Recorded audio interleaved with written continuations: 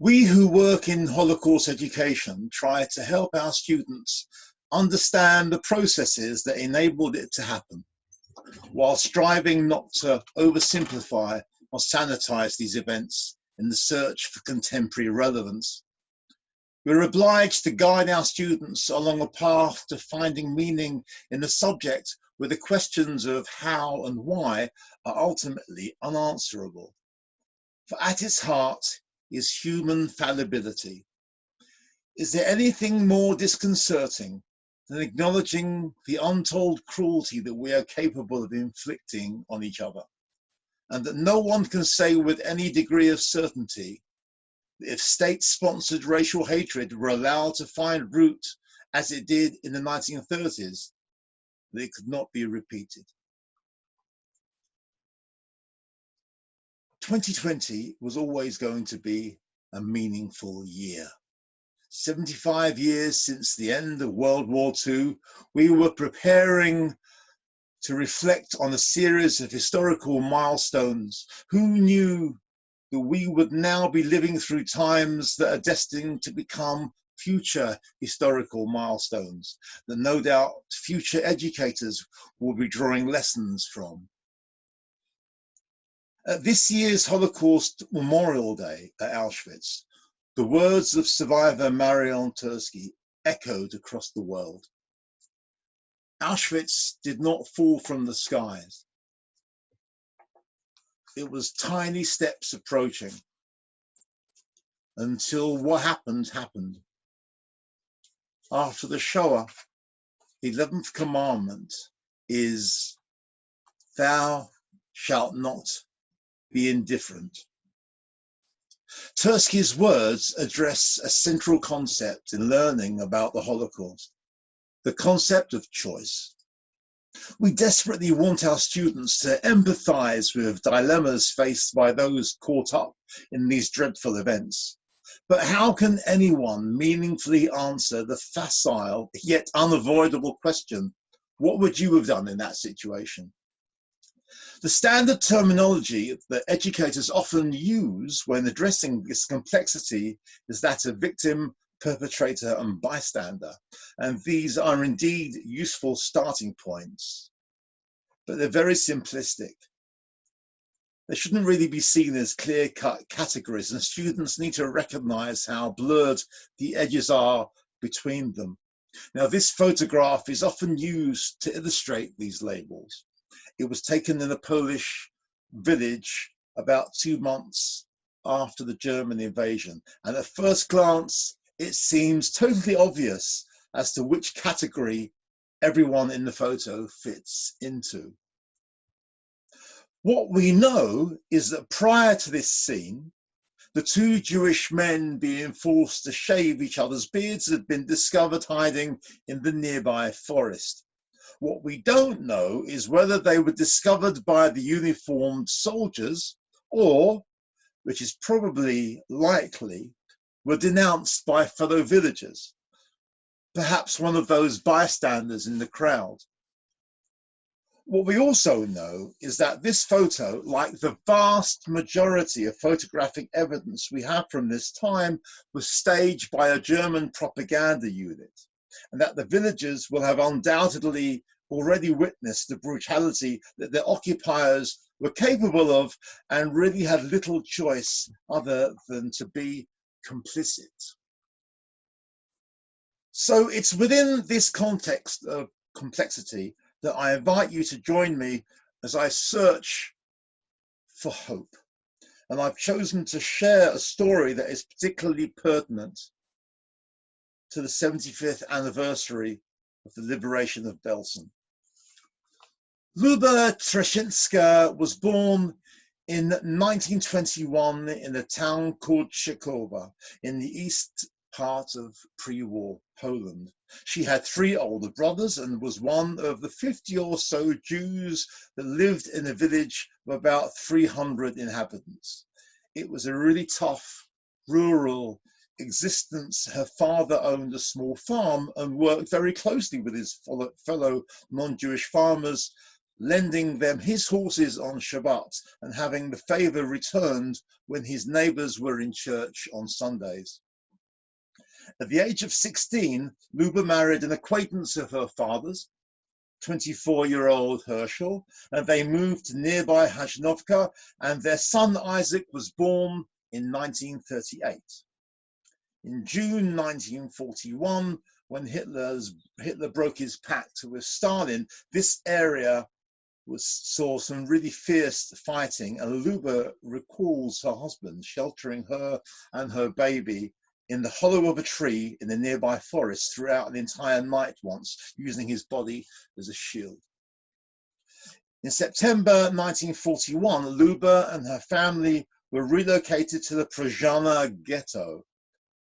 They were given 3 days to choose what to take with them, and Luba recalls villagers coming to take the possessions that Jews were going to inevitably leave behind. "You're going to die anyway," she recalls her neighbor Nadia saying to her, "so why do you need these things?" The ghetto was located in the previously Jewish district of the town, which once housed about 800 people.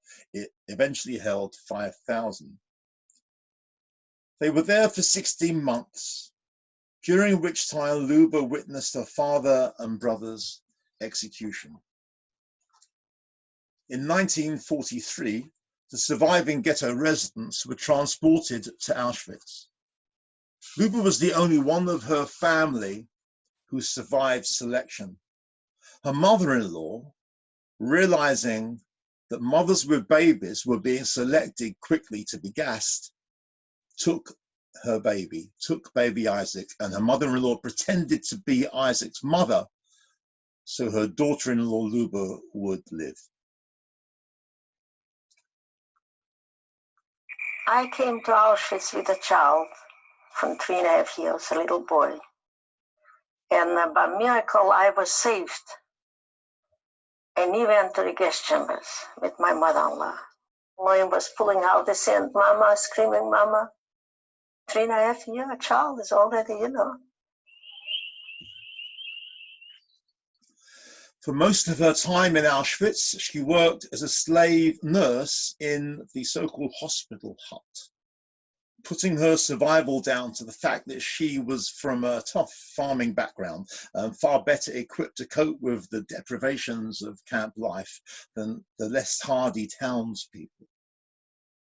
It was her position in that camp hospital hut that meant she was chosen to be part of a transportation of prisoners that was moved to Bergen-Belsen in November 1944 to staff the hospital hut there.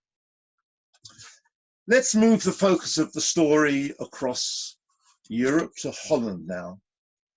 Holland was invaded by Germany in May 1940. The Dutch authorities adopted a rather pragmatic approach to relations with the occupiers in the hope of protecting its civilian population, but this did not extend to protecting the country's 140,000 Jews. The first group of Dutch Jews to be deported was sent to Bergen-Belsen Concentration Camp in February 41.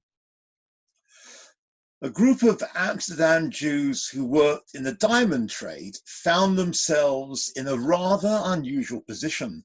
The Germans saw them as valuable assets to be exchanged for German prisoners of war and permitted about 500 workers and their families to be exempt from deportations. Eventually, this group were moved to Westerbork transit camp in September 1943. They were transported to Bergen-Belsen in January 1944. At this point, in early 1944, Bergen-Belsen was relatively comfortable. It had quite a lot of space. It hadn't sunk into the awful hell pit that became about a year later. This, of course, was a relief to the diamond families after the filthy, cramped conditions of Westerbork. But that was not to last. Gradually, Bergen-Belsen started to fill up with more and more displaced Jews, and conditions deteriorated. Any plans for prisoner exchange were eventually dropped, and the Dutch prisoners lost all value to their German masters. Over 2 nights in late 1944, all the adults were deported to Theresienstadt, and 54 children were instantly abandoned. All the children were crying when the mothers didn't come back. Max was then 13. We were in a state of helplessness. We didn't know what was happening to us. I was numb. I didn't know what was happening. Jerry Lockmacher was only 10. I'd lost my parents. And now they'd taken my aunt and uncle away who had taken the place of my parents. And I really didn't know where I was. I think it was about the scariest moment of my life. At 14, Jack Rodri was one of the older children. We were totally left by ourselves, and the smaller babies were crying. We were put in a room in a barrack, and we sat on the floor.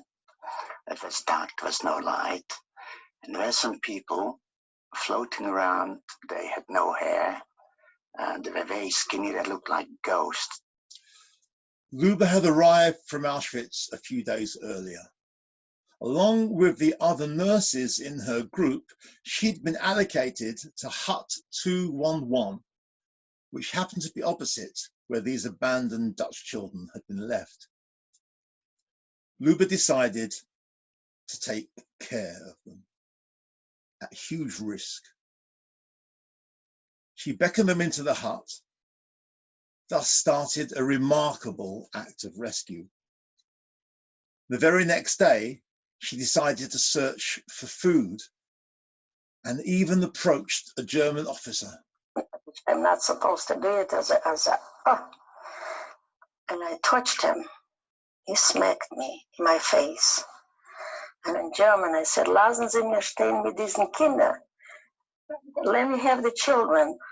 He says, "You a nurse, what do you need that Judenkinder, the Jews?"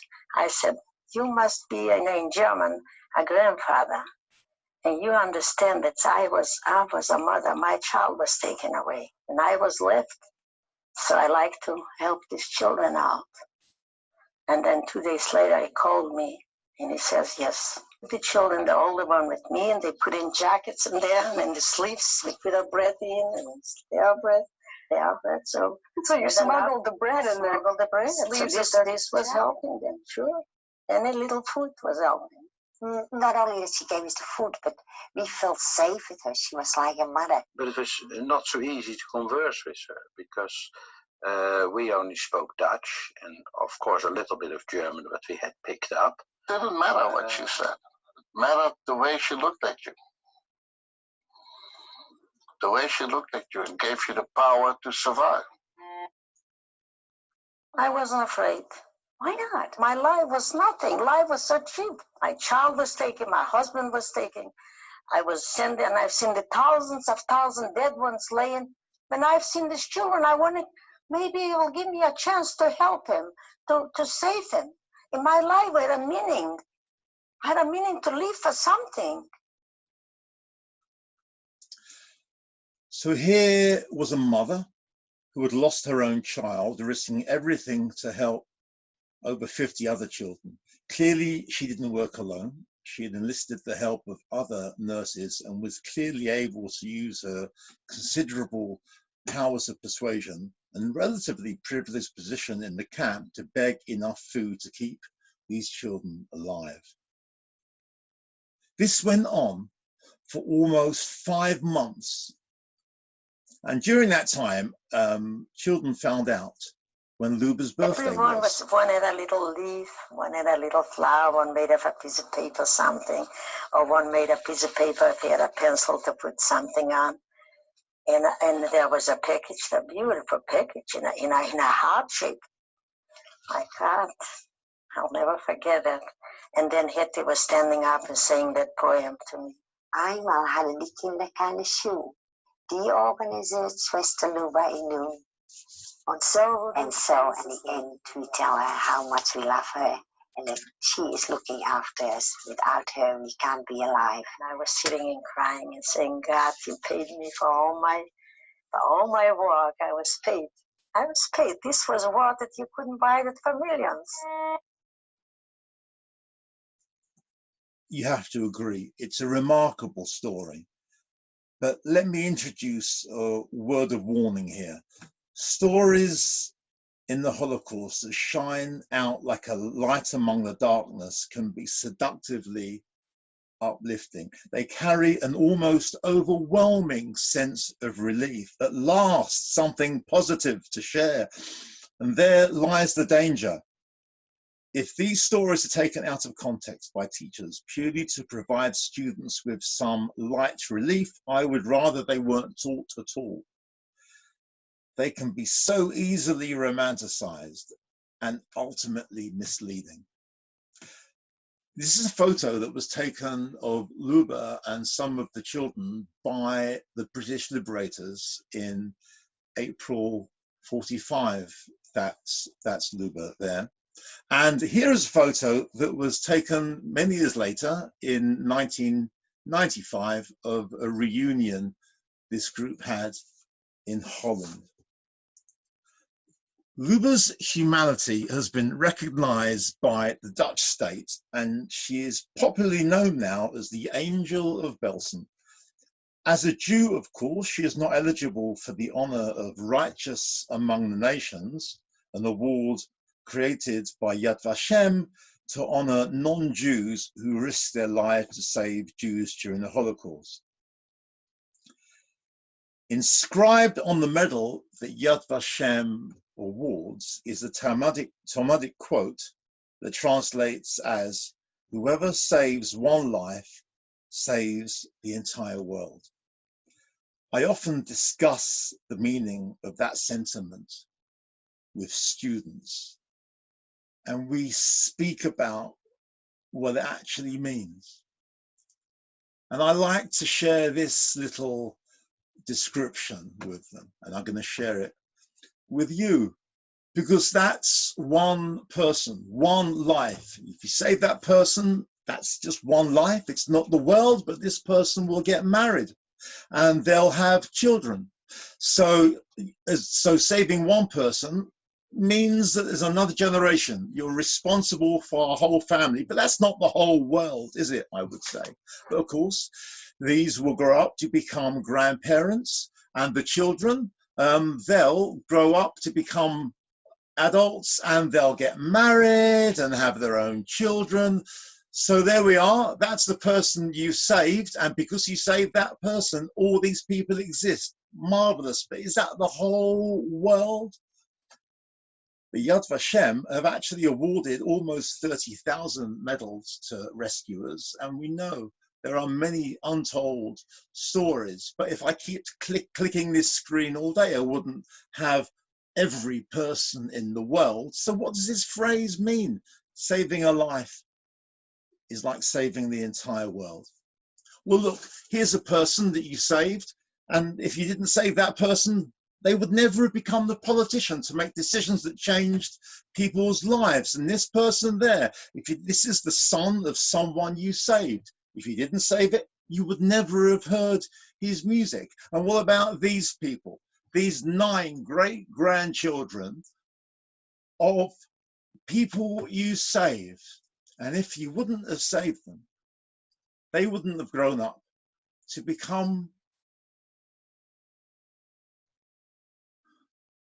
care workers, key health workers, who knows now, they may well be the doctors and nurses who are saving lives in the hospitals across the world today. These people have the right to wear a badge that says, "I'm saving the world."